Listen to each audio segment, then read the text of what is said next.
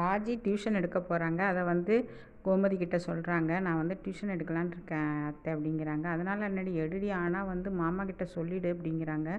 ஏன் அத்தை அப்படிங்கும்போது வந்து அவர் என்ன பண்ண போகிறாரோ தெரியலை அப்படிங்கிறாங்க. அதுக்கு என்ன அத்தை, நான் சொல்லிடுவேன், மாமாட்ட சொல்லாமல் நான் செய்ய மாட்டேன் அப்படிங்கிறாங்க. இங்கே குழந்தைங்களும் வந்துட்டாங்க, டியூஷன் சொல்லி கொடுத்துக்கிட்டு இருக்காங்க.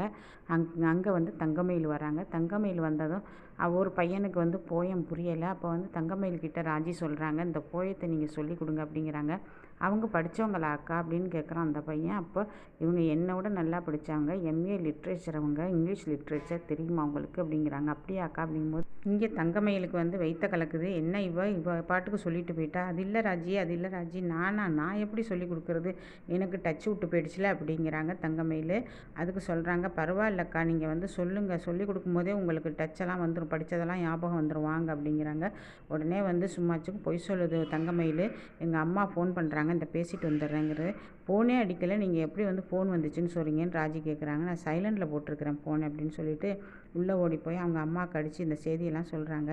ஏண்டி, இது வந்து உங்கள் மாமனாருக்கு தெரியுமா தெரியாதா? உண்மையிலே தெரியாதுமா. அப்போ நல்ல வாய்ப்பு கிடச்சிருச்சு, நீ என்ன பண்ணுற, உங்கள் மாமனார்கிட்ட 1க்கு 2 போட்டு விடு, மருமகள்லாம் வீட்டு மருமகள்லாம் வேலை பார்க்குறதான்னு கேளு அப்படிங்கிறாங்க. அப்போ உடனே இவங்க தங்கமயில் கேட்குறாங்க, மீனா பார்க்குறாங்களே வேலை, மீனா பார்க்குறது வந்து ஆஃபீஸில் போய் கவர்மெண்ட் வேலை பார்க்குறாடி, இது வந்து வாசலில் வச்சு பிள்ளைங்கள வச்சு வேலை பார்த்தா அசிங்கமாக இருக்காதான்னு கேளு அப்படின்னு கேட்கும்போது சரிம்மான்னு தலையாட்டிடுறாங்க. அதே மாதிரி அவர் பாண்டியன் வர்றாரு, வெளியில் போனவர் பாண்டியன் வர்றாரு. வந்துட்டு எம்மா தங்கமயில் கொஞ்சோண்டு தண்ணி கொடு அப்படிங்கும்போது ஒடியாருது தங்கமயில். இந்தாங்க மாமா தண்ணி.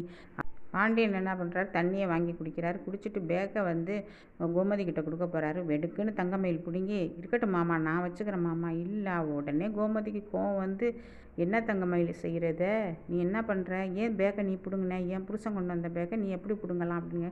இல்லைம்மா, இல்லை அத்தை, நான் பிடுங்கினா நீங்கள் வச்சுக்கிட்டா என்ன, யார் வச்சுக்கிட்டா என்ன அப்படிங்கிறாங்க தங்கமயில். உடனே வெடுக்குன்னு மறுபடி கோமதி பிடிங்கிட்டு, நீ வேலையை மட்டும் பாரு, உன் புருஷன் கொண்டு வந்தால் அதை பிடி, இது வந்து இந்த பிரச்சனைலாம் நீ தலையிடாது அப்படிங்கும்போது தலையை தொங்க போட்டு உள்ளே போகுது தங்கமயில். உடனே அவர் பாண்டியன் சொல்கிறாரு, சரி விடு கோமதி, அந்த பிள்ளை சின்ன பிள்ளை தானே, அந்த பிள்ளைக்கு ஒன்றும் தெரியாது, அதனால் விடு, நீ வந்து ஏன் இதெல்லாம் பேசுகிற, கண்ணாப்பின்னான்னு பேசுகிறேன், நான் என்ன கண்ணாப்பின்னான்னு பேசுகிறேன், நீங்கள் என்ன ஒன்றா அவளுக்கு வந்து சப்போர்ட் பண்ணிக்கிட்டு இருக்கிறீங்க அப்படின்னு கோமதி கேட்குறாங்க.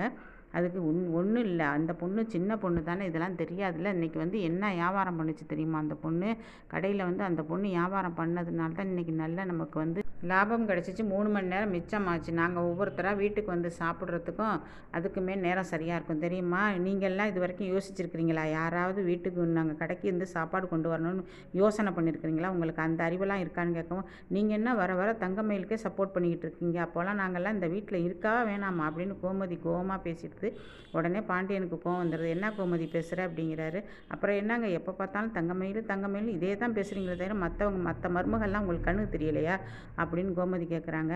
அது கேட்கவும் பாண்டியன் பேசாமல் எந்திரிச்சு போயிடுறாரு. இங்கே மீனா என்ன பண்ணுறாங்க, செந்திலுக்காக வெயிட் பண்ணி ரூமில் உட்காந்துருக்காங்க. ஆனால் செந்தில் வர மாதிரியே தெரியல. ஏன்டா பாண்டியன் அங்கே ஒரு வேலையை கொடுத்துட்டாரு செந்திலுக்கு, செந்தில் இப்போ வர மாதிரி தெரியல, நீ அந்த வேலையை முடிச்சுட்டு தான் வரணுங்கிறாரு. இங்கே செந்தில் வந்து அப்படியே திண்டாடிக்கிட்டு நிற்கிறாரு, இங்கேயும் பேச முடியாமல் அங்கேயும் பேச முடியாமல் நிற்கிறாரு.